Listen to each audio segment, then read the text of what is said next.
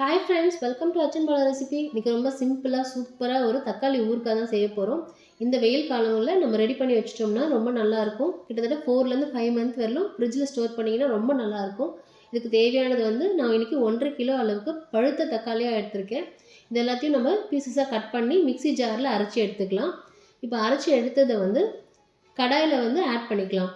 இதை ஆட் பண்ணது தண்ணி எதுவுமே சேர்க்கல, எண்ணெயும் சேர்க்கல, வெறும் தக்காளியோட பேஸ்ட் தான் இதில் சேர்த்துருக்கோம். இது நல்லா கொதித்து வரட்டும். இப்போ எலுமிச்சை பழ அளவுக்கு புளி எடுத்துருக்கோம் இல்லையா, அதை நல்லா கரைச்சி இது கூட ஆட் பண்ணிக்கலாம். ஒரு 10 மினிட்ஸ் நீங்கள் ஊற வச்சுட்டு அது திக்கான பேஸ்ட்டை கரைச்சி இது கூட ஆட் பண்ணிக்கோங்க.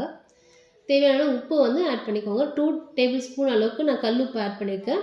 இந்த 2 டேபிள் ஸ்பூன் கம்மியாக தான் இருக்கும். நீங்கள் லாஸ்ட்டாக டேஸ்ட் பண்ணி பார்த்துட்டு, ஏன்னா சுருண்டு வரும்போது கொஞ்சம் உப்பு உரைப்பாயிடும். அதனால் நீங்கள் டேஸ்ட் பண்ணி பார்த்துட்டு அப்புறம் தேவைப்பட்டு ஆட் பண்ணிக்கோங்க.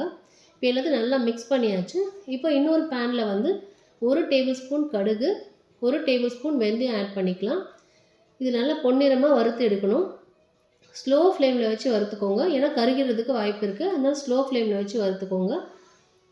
இதை மிக்சியில் பவுடர் பண்ணி எடுத்துக்கலாம் நம்ம.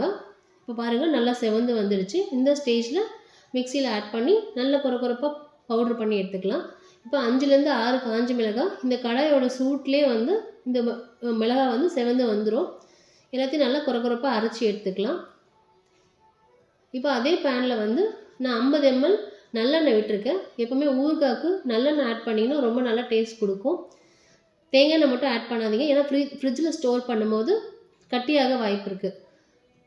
இப்போ கொஞ்சமாக கடுகு ஆட் பண்ணிக்கோங்க. 1 டேபிள் ஸ்பூன் கடுகு ஆட் பண்ணியாச்சு. இது பொரிஞ்ச பிறகு இப்போ நீங்கள் எத்தனை தக்காளி எடுக்கிறீங்களோ அதே அளவுக்கு பூண்டு எடுத்துக்கோங்க. நீங்கள் 10 பல் பூண்டு எடுக்கிறீங்கன்னா 10 தக்காளி எடுத்துருப்பீங்க.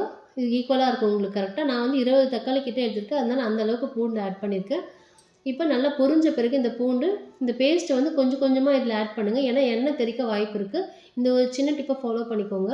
இப்போ ஸ்லோவில் வச்சுட்டு எல்லாத்தையும் நல்லா மிக்ஸ் பண்ண பிறகு 1 டேபிள் ஸ்பூன் அளவுக்கு தனி மிளகாய் தூள் ஆட் பண்ணுங்கள். ஏன்னா நம்ம காரம் கம்மியாக தான் ஆட் பண்ணியிருக்கோம்.